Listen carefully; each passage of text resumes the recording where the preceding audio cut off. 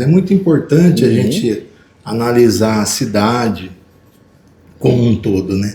Cidade é um organismo muito vivo e a política ela faz parte de tudo. Faz parte da nossa vida, né? As pessoas acabam não se envolvendo com política e não gostando disso, mas acabam sendo refém. É isso. O SUS é uma política, né? O SUS é uma política e, na verdade, assim, a política do controle social, não só dos três conselhos, né? Tanto o Conselho da Saúde como o Conselho da Educação e da Promoção e Assistência Social, é um avanço na política, porque antigamente o gestor fazia o que ele queria.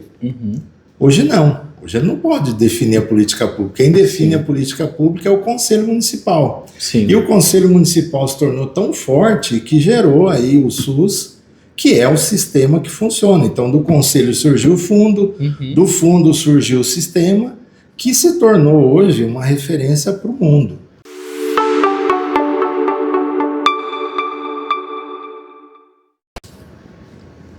Três, dois, um e...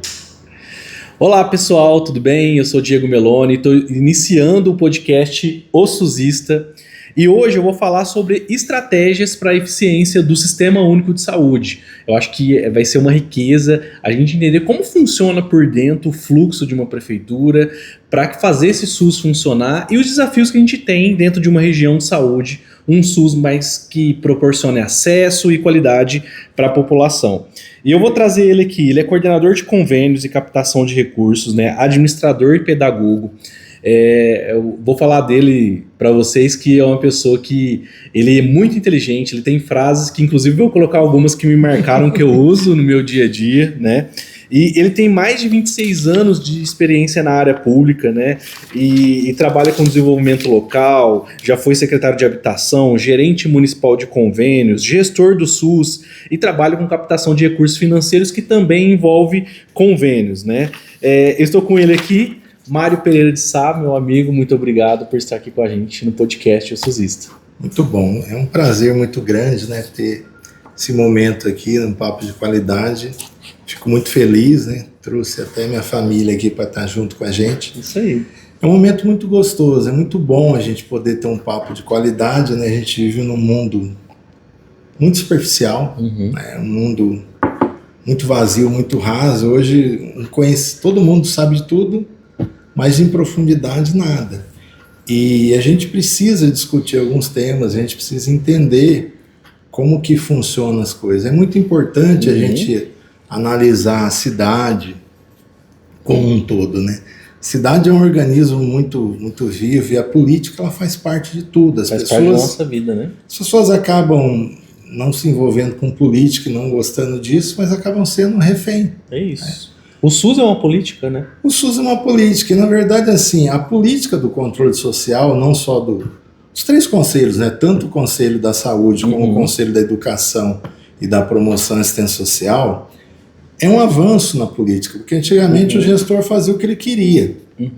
Hoje não. Hoje ele não pode definir a política pública. Quem define a política pública é o Conselho Municipal. Sim. E o Conselho Municipal se tornou tão forte que gerou aí o SUS, que é o sistema que funciona. Então, do Conselho surgiu o fundo, do fundo surgiu o sistema, que se tornou hoje uma referência para o mundo.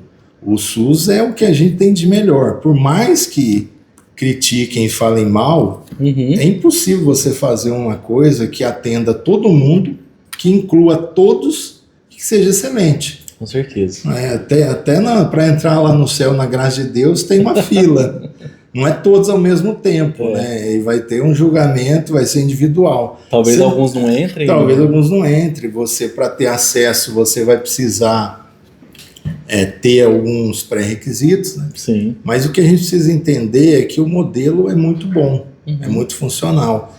Eu vejo assim, eu sou muito otimista, né? Entre as coisas que a gente estuda, uma delas é o SUS. Eu acompanho muito o pessoal do Conascense e até fiz o curso de gestor SUS lá para entender, porque o SUS é um desafio. Com certeza. Bebedouro é uma cidade que tem 70 mil habitantes, mas ele acaba atendendo uma região, né? Nós temos um hospital, e esse hospital municipal, ele é um desafio de gestão para qualquer um, porque ele acaba sendo uma porta aberta, da onde você tem que incluir todo mundo, e incluir todo mundo significa aumentar a despesa. Com certeza. Você não consegue atender a todos gastando menos. Quanto mais você atende, mais vai gastar. mais você vai gastar.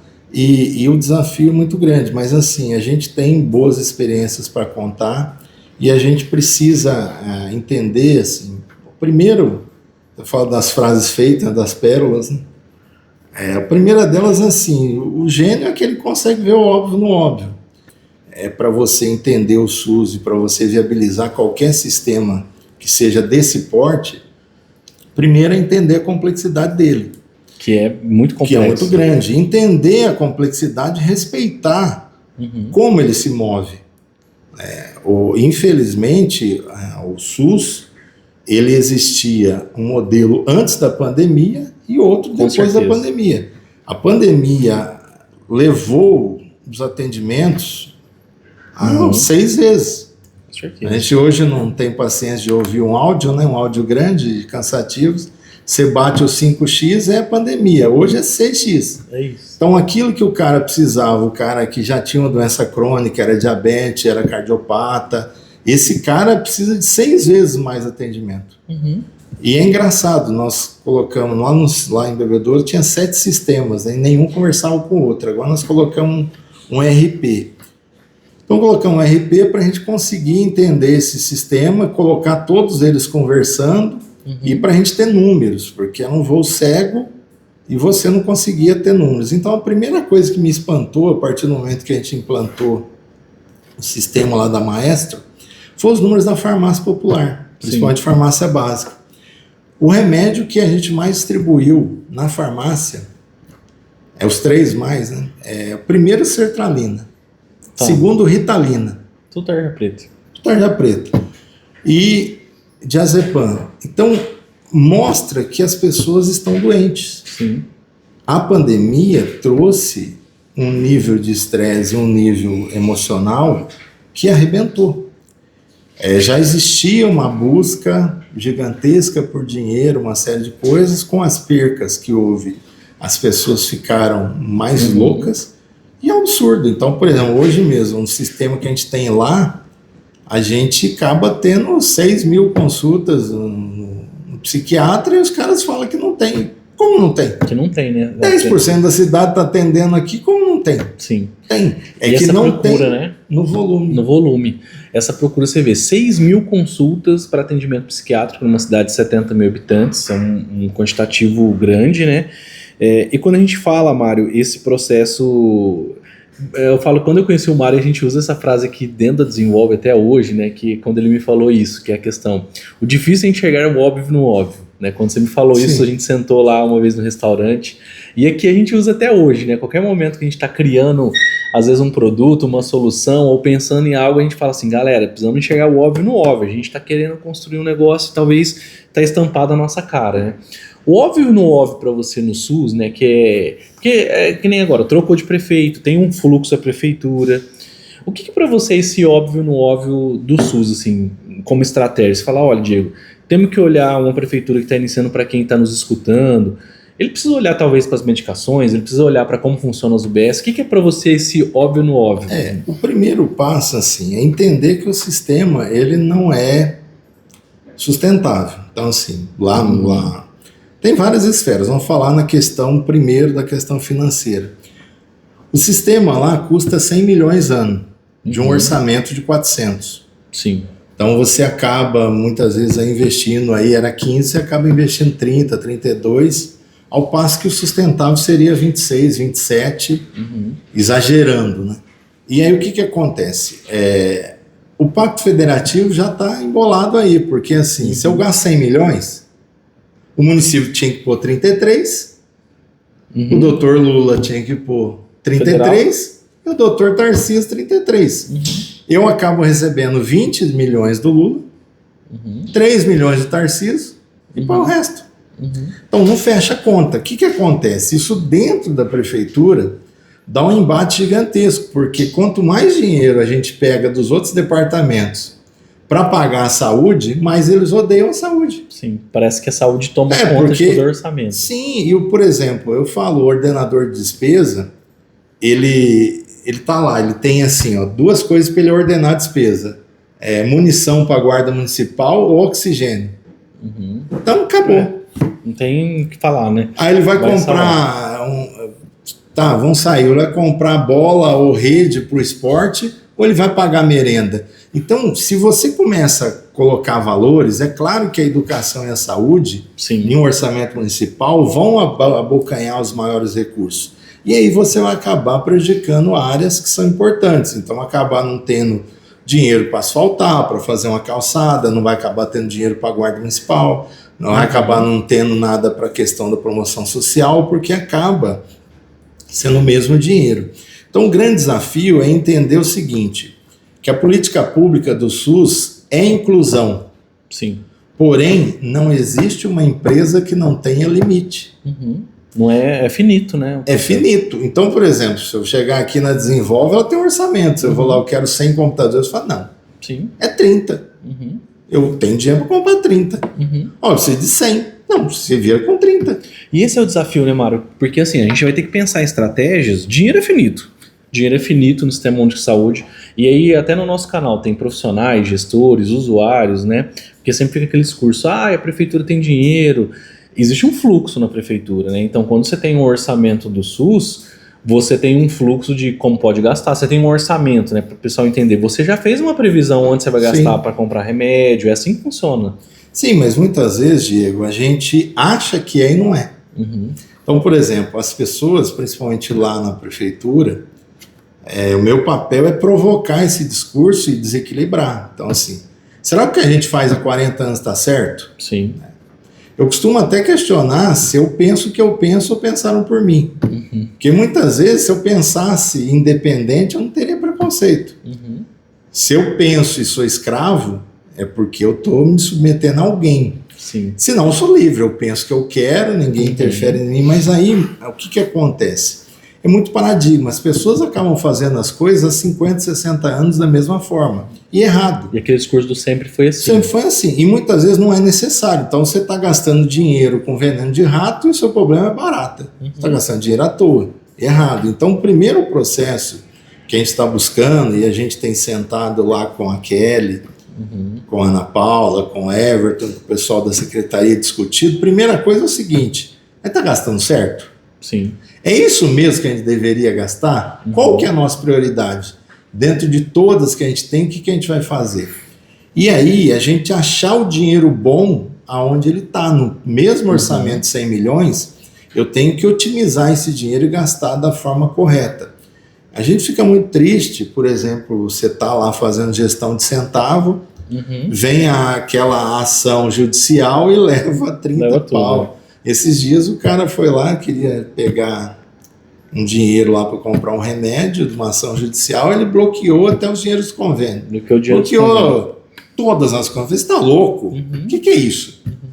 Aí, conclusão, não conseguia pagar o cara lá do asfalto porque a saúde tinha um remédio que não tinha entregado. Mas o grande desafio é esse, você primeiro olha para o orçamento e vê aonde está sendo gasto. Sim. E rever as questões. Primeiro, olhar para dentro. Sim. Olhar para os seus erros e ver. Por que a gente gasta tanto? A gente gasta tanto e tem tanta reclamação. Então, essa imersão é um caminho. O que a gente consegue fazer? Então, tem números absurdos. Tem coisa aqui, ó. Olha que loucura. Uma das coisas que eu fico alucinado, a gente prestou conta esses dias aí. Isso daqui é muito louco, ó. Transporte sanitário. Uma catástrofe, ó. Só eu, nesse governo passado, eu comprei 17 ambulâncias, que hoje estão um bagaço. As ambulâncias, elas fazem viagem dentro do município, então todas elas, hoje tem em torno aí de mais ou menos umas 30, elas andam 80 mil quilômetros por mês. Nossa, muita coisa. Dá uma média, dividido aí, dá uma média de 2.737 quilômetros por dia. Então, sendo 24 mil quilômetros dentro de Bebedouro e 57 mil para outros municípios. Nossa. Então, isso daqui é um reflexo de uma política assistencialista. O SUS é inclusão. Então, sim. Porque ela não tem tempo de parar, ela vai embora, vai para São Paulo de manhã, volta à tarde, volta à noite e não para nunca. Não tem manutenção, não dá para fazer nada. O que é isso? São políticas assistencialistas que fazem com que a coisa se inviabilize. Sim. Esses tempos atrás eu fui no Conselho dos Deficientes, cheguei lá, eles reclamaram sobre transporte público. Eu achei legítimas as reclamações dele, foi reclamar para o pessoal da empresa. Chegou lá na empresa, eu fui surpreendido. Porque o cara falou, realmente, a nossa operação está inviável. Não está inviável. Falou, não, hoje anda 1.800 pessoas gratuitas por dia aqui no ônibus da cidade e a gente não está aguentando manter. Aí aquilo foi um choque para mim, porque eu não tinha noção. E eu comecei a entender como as coisas se movem. Então, o que acontece? O vereador Diego Meloni colocou a lei que a partir de 70 anos não paga. Eu fiquei com ciúme, que eu sou vereador, é 65. Aí você foi lá 60. Chegou uma hora que recém-nascido não paga. Então, todo mundo anda de graça e ninguém paga. Sim. Então, se eu começar a dar acesso para todo mundo de graça... Eu não consigo fechar as contas. Eu não consigo fechar as contas. E olha que dado interessante, Mário. Eu vou pegar esse ponto, Sim. que eu vi que você trouxe várias informações que já me chamou a atenção. Ambulância e veículos da saúde é um tópico importante porque todos os municípios, todo dia, saem ambulâncias, saem vans que vão para algum município, né, ser atendido. Então, tem gente que sai e vai para São Paulo no AC Camargo, tem gente que vai para Barretos, tem gente que, enfim, vai para Bauru, são locais de tratamento. Quando você me fala, né, olha esse número, 57.740 quilômetros que o município faz por mês. Quando você falou essa conta, eu já fiquei pensando assim, eu falei, cara, quanto que custa o combustível? Então tá, a gasolina tá 5 e pouco, né? Se eu multiplicar aqui, seja gasolina. Quanto que custou de manutenção, de pneu. De hora motorista, pedágio. Fora da cidade tem que pagar diária do motorista, almoço. Diária motorista, almoço. Assim, eu tô fazendo uma conta aqui que eu falei, cara, isso aqui gira por baixo uns 500 mil reais. Por baixo, né? É onde vai inviabilizando. Você tem que dar acesso pro cara que vai no AC Camargo? Claro. Sim. Só que tem que ter um número limite de vagas. Sim. Porque se você não tiver, o que vai acontecer? Vai chegar, a política pública, ela só cresce. Sim. Então, eu dei creche para sua menina, amanhã eu tenho que dar creche uniforme. Sim. Depois creche uniforme van. Vai chegando uma hora que eu não tenho mais limite, o orçamento é o mesmo. E eu fico perguntando, né, Mário, você vê, às vezes, enfim, eu falei aqui 300 a 500 mil reais, isso bebedouro, um município, né, vamos falar, de todo o entorno, todos têm essa realidade que, assim, essa aqui é a primeira vez que eu vi alguém que fez esse cálculo, pessoal, eu tô no SUS há muito tempo. O Mário, ele é muito dos dados, né, então você vê, ele trouxe uma avaliação que eu vou te falar, eu desafio, às vezes, algum município que tem esse tipo de informação aqui detalhada. Agora, se eu juntar toda essa informação, será que talvez a gente não poderia aproximar os serviços ou regionalizar ali mais perto, né, para que a gente tenha Talvez seria melhor eu ter ali. Melhor eu ter ali, talvez, dependendo do caso. É por isso que, assim, eu vejo que, assim, a gente tá... o SUS, ele só cresce. E ao contrário disso, o serviço público de saúde está cada vez com uma demanda maior e as clínicas particulares cada vez menores. Então, assim, a gente vê assim, um número de pessoas que acabam saindo da Unimed, dos planos de saúde, e é um caminho sem volta. Vai ser atendido no SUS. Se qualificar um pouquinho mais o SUS, o que vai acontecer? Ninguém fica. Então, qual que é o caminho? Isso é óbvio também. O governo federal vai ter que ver e todo mundo vai acabar sendo atendido no SUS. Por quê? O cara que tem a clínica particular, você tem lá o seu consultório lá, que você é o dentista, e você se mata para fazer lá 7, 8 mil reais.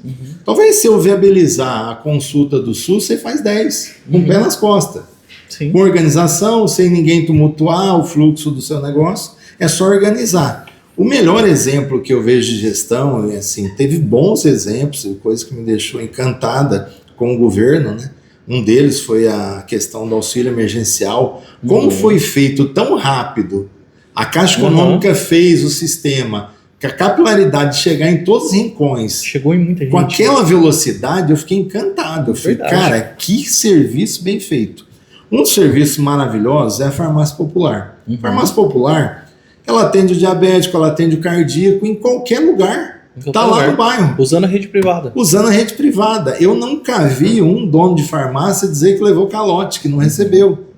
os caras estão satisfeitos, é bom para todo mundo, porque me atende dentro do meu bairro, na comodidade, eu posso ir à noite, de madrugada, na hora que eu quiser, que a farmácia está ali com o sistema, e consigo amarrar as 3 pontas. É Sim. bom para o cara que é o da iniciativa privada, é bom para o governo, que dá visibilidade, e é bom para o usuário. Paciente que está do lado da casa dele, né? O SUS, fatalmente, vai acontecer isso. A gente teve um exemplo, até engraçado, né? Um dia eu recebo vários pedidos, né? E a gente acaba tendo essa função, né? De encurtar caminhos, de abrir porta para as pessoas. Um amigo até de Ribeirão aqui, ele é pastor, está lá em Bebedouro, ele me ligou falando, nós temos que ajudar um rapaz aqui. O cara nem era da igreja, ele só foi uma vez lá, porque ele está precisando de um exame de cateterismo. Eu nem sabia que esse exame existe. Para mim, cateterismo era um procedimento que você ia fazer alguma coisa ali no coração, mas na verdade tem um exame chamado cateterismo. Quando eu fui lá para pedir a vaga para ele, a moça falou, olha, nem vem, você vai matar as pessoas. Tem 92 pessoas na fila esperando. E é uma consulta por mês. Eu fiquei fazendo as contas e falei, nossa, cara, vão morrer. Eu fiquei indignado. 92 na fila. E, então a pessoa vai demorar praticamente aí quase 10 anos. 10 anos. Eu falei, não. Aí eu fiquei indignado lá com aí eu coordeno os convênios, mas tem a gestora lá no local que é a Kelly, né, que gera. Eu falei, Kelly, o que é isso? Como que funciona? Ela falou, um exame assim, ela me explicou toda a questão do exame. Eu falei, existe esse exame em Bebedouro? Ele falou, tem uma clínica que faz. Eu falei, vamos tentar viabilizar isso? Vamos ver quanto custa, Vamos ver quanto custa? Aí chegamos lá, conversamos com eles e tal, vimos na tabela SUS, era exatamente o que o cara cobrava. Olha aí, o valor da tabela. Falei, olha aí. Aí beleza, eu peguei e falei, agora é comigo. Aí ela viabilizou a parte técnica de fazer. Aí eu fui para dentro da prefeitura, achar dentro do orçamento o mesmo dinheiro.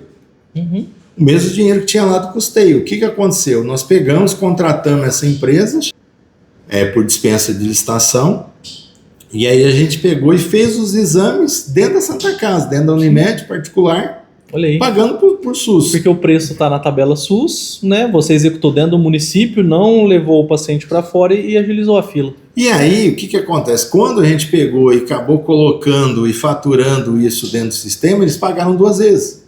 Olha aí.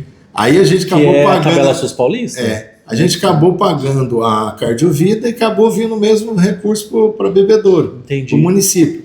E aí a gente conseguiu abrir uma demanda que a gente não tinha, que era um ponto cego. A partir dali, todos os vereadores ficaram loucos. E todas as emendas agora eles dão para fazer custeio de cirurgia eletiva e de procedimentos. Por quê? Isso deu visibilidade. Esses 92 da fila foram nos vereadores agradecer, foram no prefeito. O cara falou, mas eu quero isso. Olha aí. Faz isso. Então, existe dinheiro dentro do sistema de saúde que é possível usar o mesmo dinheiro para fazer algo novo. Não, e você está me falando de eficiência porque você tinha 92 pessoas aguardando o cateterismo. Ele é um exame essencial, né, e que salva vidas. Se a pessoa às vezes não faz o exame, ela vai poder ter um infarto, vai morrer. Quantas pessoas estão na fila aguardando o cateterismo? E você procurou uma solução local, de pegar um privado e fazer um convênio, um contrato administrativo que permitiu que você pagasse a tabela SUS, e ainda na política do Estado de São Paulo teve um complemento e vamos dizer que até sobrou, né? Então, isso é eficiência. Você deu acesso, usou o mesmo dinheiro e fez a população feliz. O que me chama a atenção de outra coisa que você colocou, Mara, a questão até da farmácia popular. Principalmente quem está nos escutando, que está assumindo o município e entender as políticas, porque tudo que parece que é governamental, às vezes as pessoas já taxam que é ruim, né? Mas a farmácia popular, ela tem um rol de medicamentos de hipertensão, diabetes, de asma, etc., que as pessoas conseguem pegar de graça, né? Tem algumas medicações que são um valor muito irrisório, que não chega a R$5, né? Algumas medicações. Existem agora fraldas, né? Alguns insumos ainda que é da farmácia popular. E o quanto que isso dá acesso, né? Porque, de um lado, a população no bairro vai lá, pega seu remédio de hipertensão, seu remédio para diabetes, né? De um programa que é SUS. E quando eu falo o tamanho do SUS, as pessoas não conseguem vincular de falar: olha, a farmácia popular é SUS, olha, o cateterismo que eu fiz é SUS, olha, esse atendimento é SUS. E aí eu queria chegar nesse ponto. O quanto que a política do SUS, você gerou eficiência, mas a gente falando de emendas, né? O quanto movimentou o político? Que nem você falou, no meu caso, movimentou o vereador, porque a população, o vereador também a gente às vezes taxa de, o vereador, ele é a pessoa que foi votada pelo povo, ele representa o povo lá, né? Então a população, você falou, olha, os 92 voltaram para os vereadores, falaram com eles, né? Olha, que bom, o SUS funcionou, fiz o meu exame, né? E aí isso levantou uma luz na cabeça deles, por mais que tinha um viés político ou de politicagem, que seja, e isso acontece, ele falou, realmente eu tenho que mandar dinheiro para emenda porque eu quero solucionar problemas, porque a população vem em mim e me reconhece, né? Como que você vê essa questão, e queria que você explicasse para as pessoas, o que é essa emenda impositiva, porque todo lugar está tendo a emenda impositiva, tem lugar que começou esse ano, ou vai começar, a emenda impositiva de vereadores, o que é? Então o técnico fez o orçamento aqui em Ribeirão e não contemplou a Lagoinha, por exemplo. Tá. Aí a emenda, vem o vereador Diego falando, não, a Lagoinha precisa de emenda. Então eu vou tirar dinheiro do sítio Ribeirão e vou trazer para a Lagoinha. Por quê? Porque eu quero uma melhor aplicação daquilo. Então a emenda é você pegar o orçamento e tirar de uma área e colocar em outra que seja uma área mais vulnerável. Então, o que aconteceu? A emenda impositiva, agora, os municípios são obrigados a pagarem as emendas dos vereadores. Tá. Isso daí dá 1% do orçamento. Então, o orçamento, por exemplo, de Bebedouro, que é 400 milhões lá, ele vai dar aí uma emenda de mais ou menos 1.200.000, ele vai cair na receita corrente líquida. Então vai dar 1.200.000, 1.300.000 que ele vai ter de emenda. Aí o que o cara pode fazer? O cara pode pegar e colocar essa emenda aonde ele quiser. Tá. E 50% é obrigado na saúde. Então quer dizer que cada vereador vai ter um valor em cada... E isso está acontecendo em muitas cidades.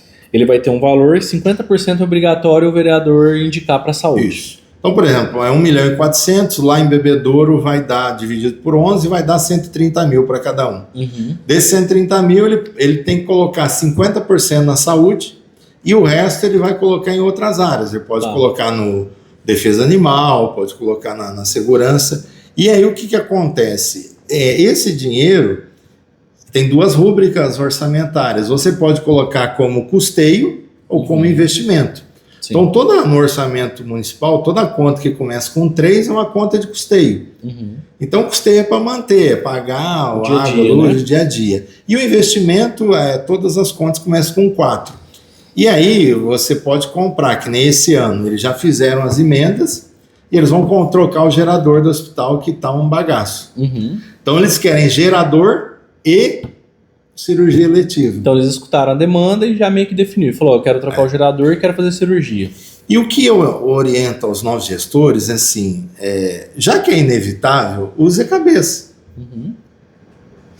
Não dê o dinheiro para o vereador e deixa ele de alegre escolher o que ele quer. Mostra as demandas que você tem. Sim, sim. Eu tenho que tirar 1 milhão do meu orçamento e te dar. Eu preciso fazer tal coisa, tem isso, tem aquilo. Por quê? O que ele vai fazer? Ele vai dividir esse bônus com o parlamentar. Sim. Ele vai acabar atendendo aquela área, atendendo aquela questão, com o dinheiro que é do prefeito, do executivo.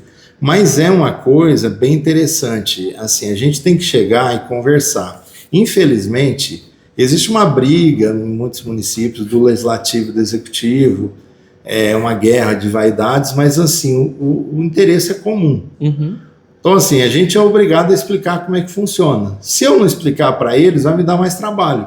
Porque ele vai vir com um triângulo, eu vou ter que arredondar aquilo. É mais fácil eu chegar e falar, olha, o que você quer?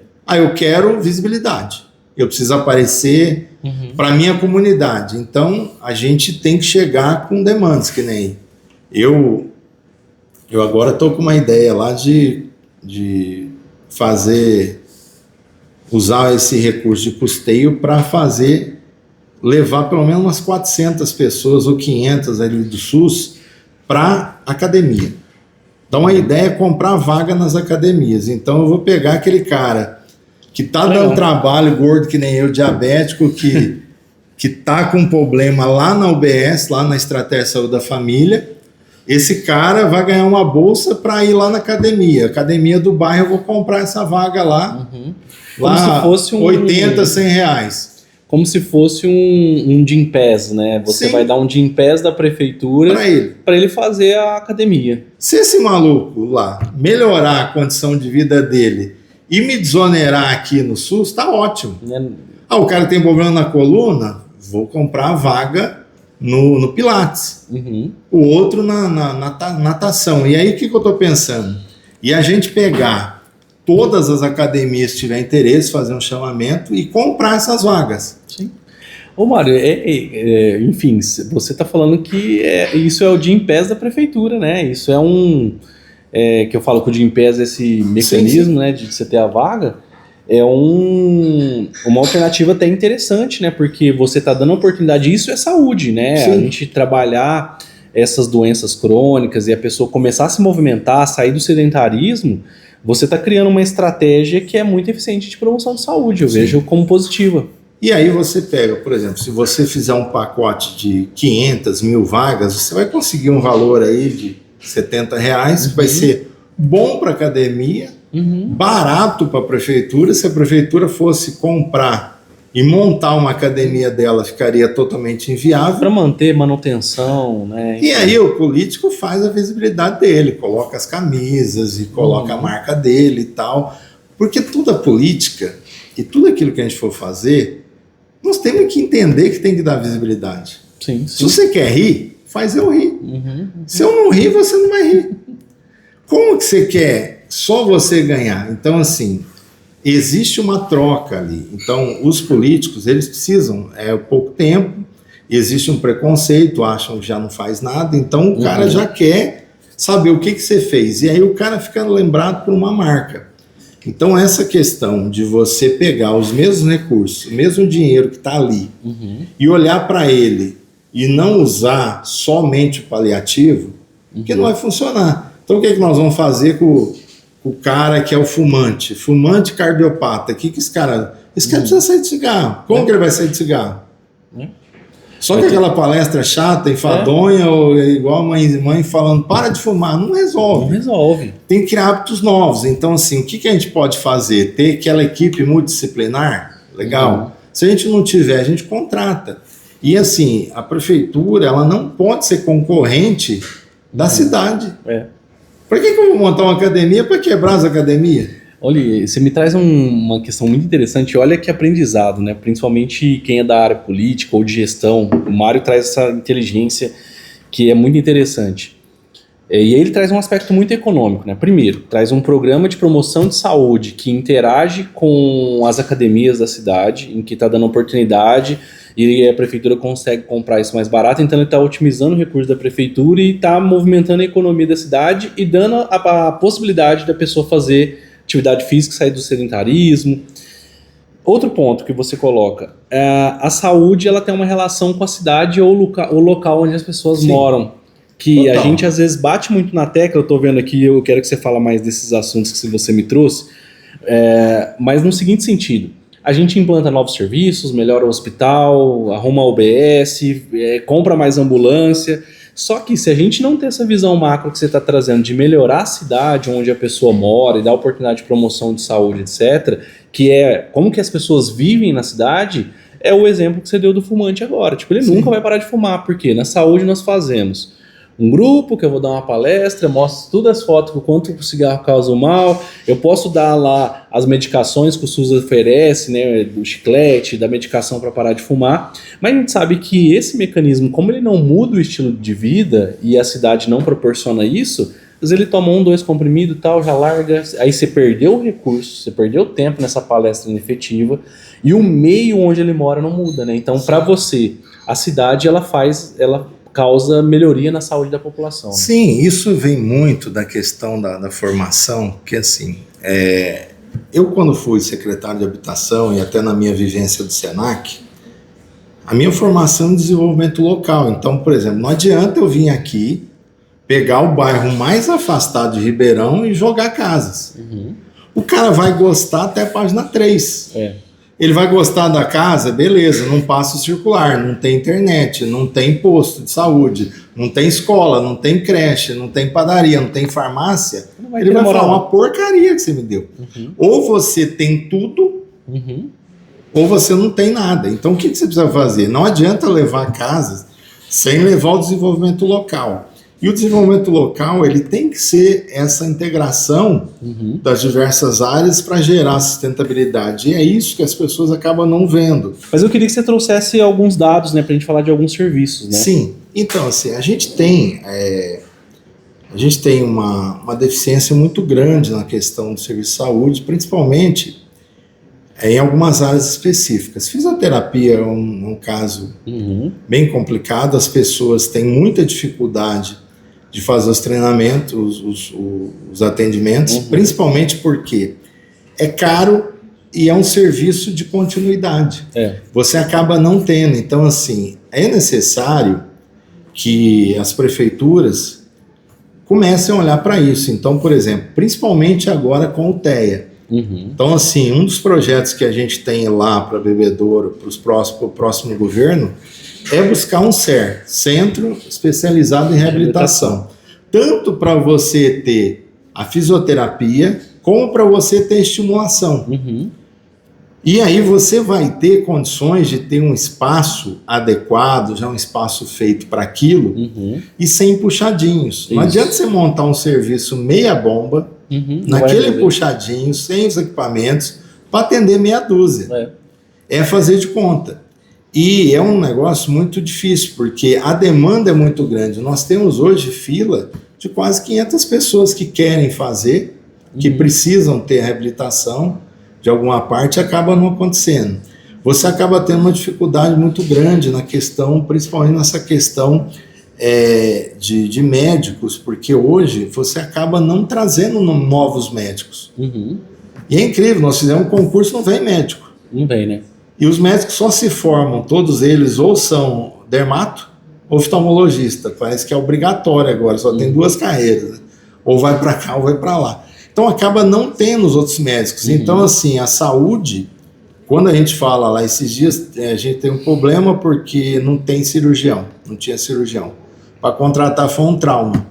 E aí você não tem novos cirurgiões, porque os caras não operam. É difícil. Os caras não querem mais isso. Aí o que você vai ter que fazer? Vai ter que buscar telemedicina. E vai ter que buscar contrato com empresas, com grupo, com blocos, que consigam atender. Porque o médico individual, esse cara, para vir no concurso, para ser funcionário ou para trabalhar para a prefeitura, não vai. Fica 40 horas semanais para ter ponto, né? Ou você contrata uma cooperativa, uma OS, alguma coisa nesse sentido, ou você não vai ter mais médico. Então, esse gap, ele está aumentando cada vez mais. E por conta da formação. Talvez, nós vamos também, a gente escreveu no plano de governo, a possibilidade de fazer hospital-escola lá para a gente tentar também ter essa formação. Ter a residência e fixar mais, né? Mas é um desafio. É um desafio. E toda cidade hoje tem uma dificuldade muito grande de médicos. O que ela vai fazer? Ela vai começar a inflacionar o mercado para tentar tirar. Paga 150 horas, eu pago 180. Aí eu roubo o cara de Orlândia. Aí daqui a pouco vai... Mas não cria fidelização, ele não vai ficar ali. E não tem continuidade do atendimento, né? Isso dificulta muito. Sim, porque o grande problema é que todo mundo precisa. Então hoje, se você chegar lá no ambulatório de referência e perguntar as maiores demandas, você vai ver. Todo mundo quer cardiologista, todo mundo quer o otorrino, todo mundo quer o endócrino. Você acaba tendo uma fila gigantesca pelos mesmos e acaba não tendo. Então você vai lá, eu queria com o endócrino, não tem. Consulta só ano que vem. Como ano que vem? Não tem.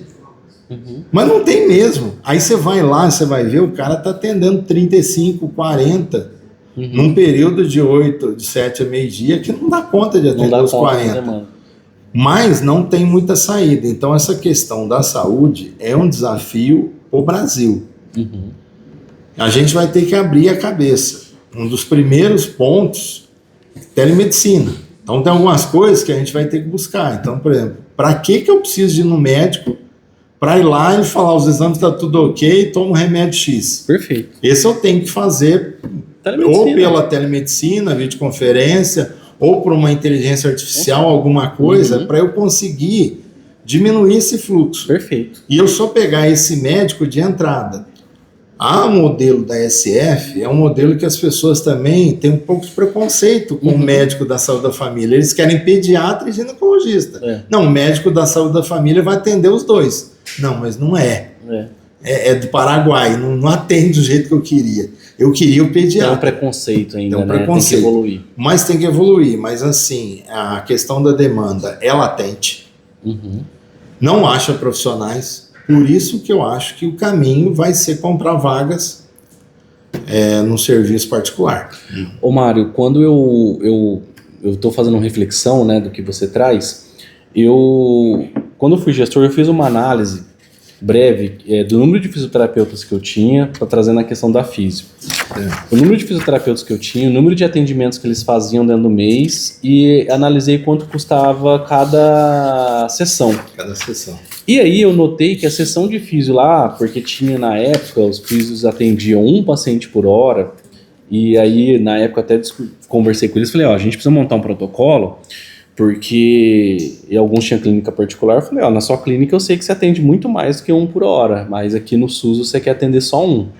E ninguém queria pegar os complexos, todo mundo queria pegar a senhorinha que estava só com o ombro com dor, mas o tetraplégico lá ninguém quer e deixava na fila. E aí eu fiz essa conta básica, eu falei, olha, do número que eu tenho de físios, o número de atendimento que vocês estão fazendo, uma sessão de físio está me custando quase R$300 aqui na prefeitura. Eu falei, aonde que uma sessão de fisioterapia R$300 básica em qualquer clínica particular, melhor que seja, né? Então, essa questão a gente tem que começar a pensar. Quando você fala, olha, Diego, eu vou ter que procurar eficiência no sistema, vai ter que ter controle, fiscalização, a gente sabe, mas isso existe em qualquer lugar. Exatamente. Né? E é engraçado isso que você está falando, porque assim, algumas coisas são assim, aterrorizantes. Por exemplo, imagens, né?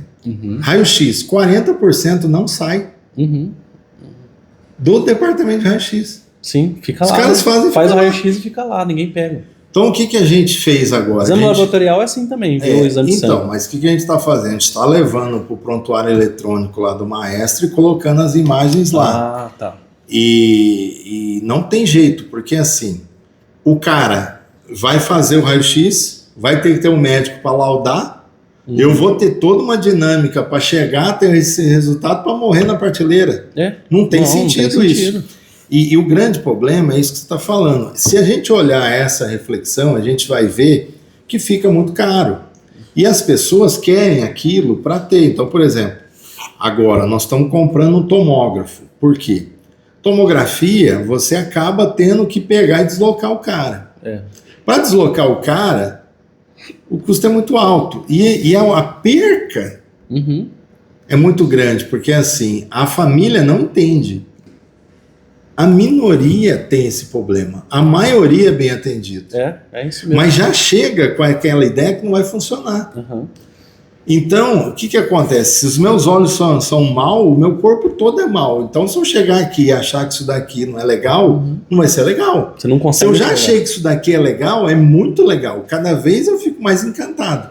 Então, as pessoas já chegam falando, não vai funcionar. E funciona. Não vai ser bom. E é bom. Vai ser ruim. E é, muitas vezes, o melhor atendimento. Então, assim, existe uma demanda dentro do pronto-socorro, na porta de entrada, que é uma demanda realmente crítica, que tem problema. Todo pronto-socorro, seja a UPA, é difícil. Mas, da porteira para dentro, quando você fala da retaguarda do hospital e daquilo que o sistema oferece, tem muita qualidade. E acaba sendo praticamente os mesmos profissionais no mesmo atendimento. Pode ter uma diferença de hotelaria, alguma diferença da questão da alimentação, mas em termos de atendimento, acaba sendo a mesma coisa. O que é bom para o usuário e ruim para quem está na iniciativa privada, porque acaba nivelando. Eu ia te falar isso. Ou esse cara vem para o SUS, ou ele morre. Isso que eu ia te perguntar. O SUS tem um interesse do SUS não ser bom ou manter essa imagem que ele é ruim, né? Existe uma questão muito importante que é quando a gente fala, né, dessa relação do SUS de atender muitas pessoas. Quando eu fui gestor, a gente foi melhorando muito o SUS, dando acesso, etc. E a gente viu que há uma migração do convênio, porque tem coparticipação, etc. No final das contas, eram às vezes os mesmos médicos, né? É do convênio, no SUS, mas no SUS está mais rápido do que eu no convênio, então rolava muito isso. Agora, o que você coloca, vamos dar o exemplo que funciona aqui em São Paulo. A tabela SUS paulista, por exemplo, para um parto, que era R$500 o parto da tabela SUS, passou para R$2.500. R$2.500 um parto hoje que é pago no SUS, ele paga mais do que qualquer convênio. Sim. Né? Então, é o que você falou, ó, como que pode acontecer a migração, e tem vários profissionais migrando para o SUS e falar, agora eu vou fazer parto para o SUS. E todo serviço, na hora da entrega, tem expectativa. Mas o que acontece? Essa entrega não acontece. Por isso que o SUS, ele acaba sendo o inverso disso, que você acaba indo com a expectativa de sofrer, puxa, eu vou ser vítima do sistema, chega lá é bom. Aí você fala, cara, nem sei o que aconteceu, foi bom, foi rápido, que nem minha mulher foi ontem pegar a insulina, falou, fui lá, chegou lá, não tinha ninguém, eu até assustei, o cara me chamou, falou, é isso, tal, já me deu a caixa. E falou, tá tudo certo. Ela ficou desconfiada, que hora que eu perco? Falou, não, você ganhou tudo. Olha que interessante, né, isso. Eu falo que eu gosto de falar com o Marco, ele me traz muito insight e eu uso isso depois, né? Porque essa fala é muito verdadeira. A pessoa sai com uma expectativa do SUS, tipo assim, ai meu Deus, hoje eu vou me preparar que eu vou lá, eu vou ter filho, eu vou sofrer, vai ser ruim, eu vou ser maltratado. E aí, quando o exemplo da sua esposa, ela chegou lá, ela foi bem atendida, foi rápido, ela quase falou assim, gente, cadê, né? Tipo, o que aconteceu? E a maioria das vezes é assim. Ontem eu conversando até com o Bruno, que é do marketing aqui da empresa, a gente veio falando, eu falei, Bruno, o SUS tem uma questão de comunicação muito ruim, as pessoas têm já um preconceito, já tudo atrela uma má experiência porque escutou, não sei o quê, mas quando ela vai, ela fala, olha, mas não é isso que eu falei. Imagina em bebedouro, quantas pessoas são vacinadas todo dia, quantas pessoas têm atendimento, faz exame, consegue físio, pega remédio, e as pessoas não conseguem ter essa concepção que tudo isso é SUS. Sim, isso daí cabe a gente pode até montar um curso para isso, mas assim, eu vou várias vezes no hospital de câncer, no hospital de amor. É um hospital quebrado, é um hospital que eu não fico menos de 7 horas, mas saio feliz. Eu não questiono se eles têm gestão ou não, porque eles já saem devendo 50 milhões e é só campanha e ninguém questiona se é muito dinheiro ou pouco dinheiro, porque se você olhar para o hospital de amor, como administração é quebrado. Mas é um trabalho de excelência. Por quê? Primeira coisa, ele ativa os 5 sentidos. Então eu chego lá, eu já ouço, ó, seu Mário, eu não te atendo antes da 1 hora. Então, se o senhor quiser bater perna, fica à vontade. Ele já dá a regra. É a primeira coisa, eu ouço. Segundo, tem um pãozinho ali, se você quiser tomar aquele pão ali com chocolate, você não... E se você quiser ficar avulso, só volta aqui meio-dia. E ele vai me dando toques. E chega uma hora que eu cansei de ficar 5 horas no mesmo lugar, o que ele faz? Ele me muda de status para mostrar que eu evoluí. Para usar outro sentido. Então, quer dizer, eu saio dessa sala e vou lá para outra.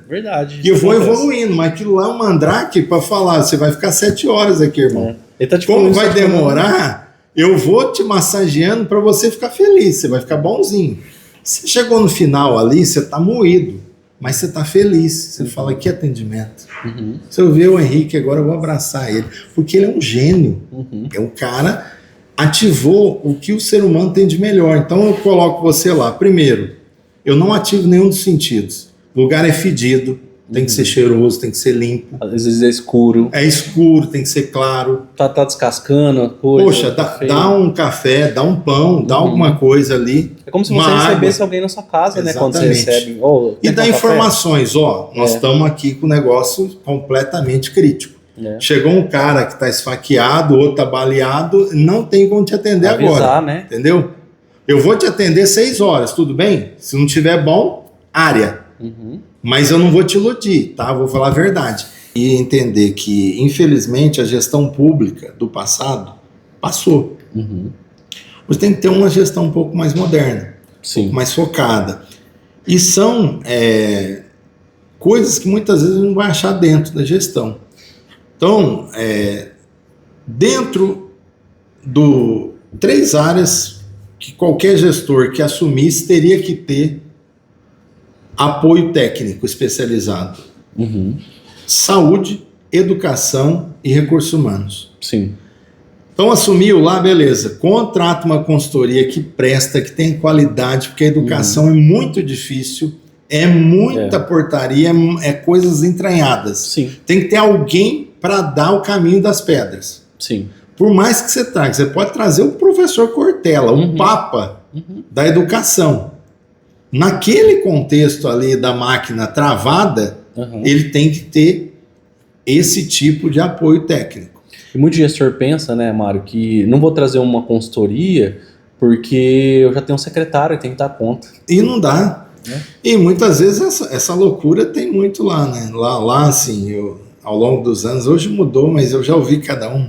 Uma delas é assim, o sistema lá, 100 milhões de orçamento, tem mais de 20 áreas, né? Tem CAPS, tem policlínica, fisioterapia, tem tudo. Aí achavam que uma enfermeira ia dar conta. Eu falei, isso é uma indústria, cara. Tem 20 linhas diferentes. Você tem que ter no mínimo 5 diretores aí, cada um para cuidar de um pedaço. Não.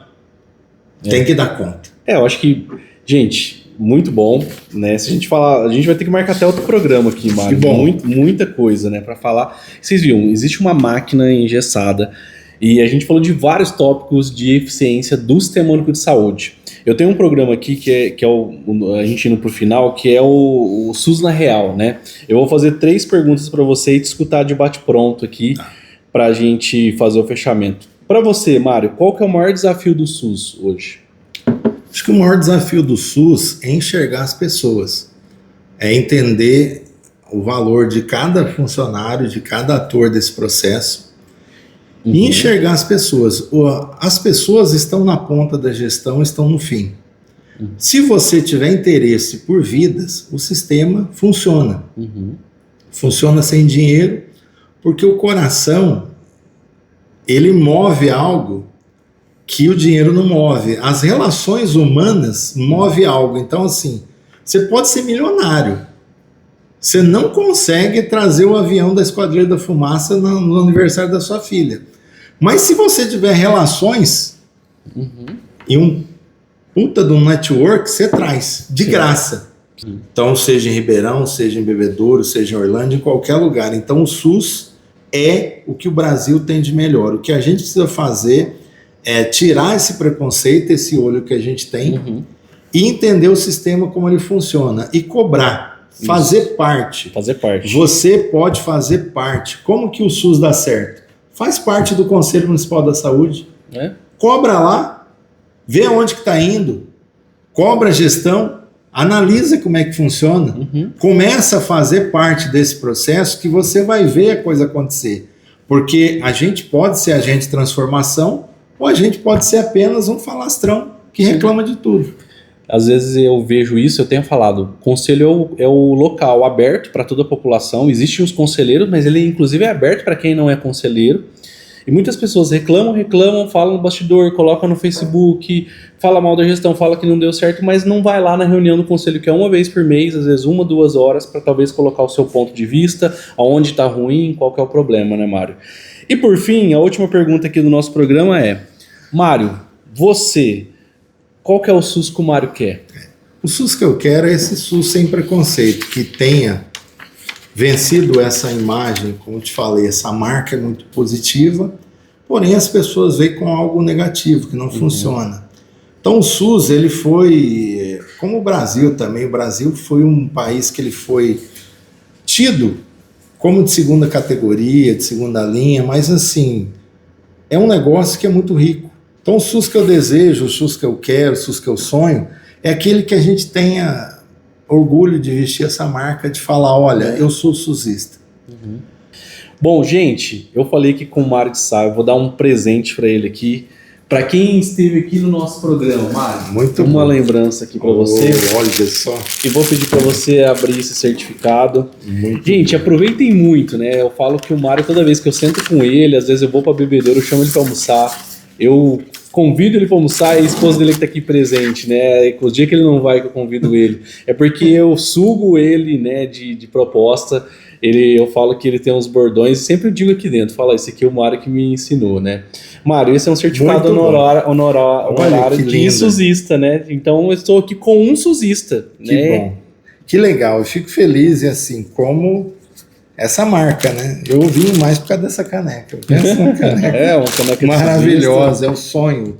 É muito legal. E assim, Diego, a gente fica muito feliz e a gente está aí à disposição, sabe? A gente tem uma simbiose muito legal, você e o Murilo, quando a gente esteve junto. E eu costumo falar, nossa história não terminou. Nós vamos ter muita coisa junto.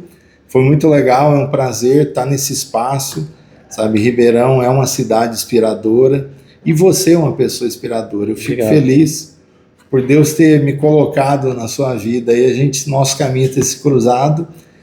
E feliz o dia que a Silvéria me chamou para ouvir aquela palestra, falou muito bem de você. E eu comecei a olhar e falei, cara, eu tenho uma ligação de alma com esse cara aí já faz um tempo. A gente não se conhece, mas a gente se conhece muito. E estou muito feliz e foi muito legal. Eu que agradeço. Muito obrigado. Gente, acompanhe o nosso canal. Eu tive aqui com o Mário de Sá, uma pessoa que sabe muito de saúde, de tudo. Falo com o Mário, eu trouxe ele para falar do SUS hoje, que é o nosso tema, mas ele é uma pessoa que, para quem faz podcast, para quem... O Mário também é palestrante, é professor, é consultor, enfim, ele sabe muito de muitas áreas do setor público, então vale a pena. Mário, muito obrigado. Um abraço, pessoal. Tchau. Tchau, tchau.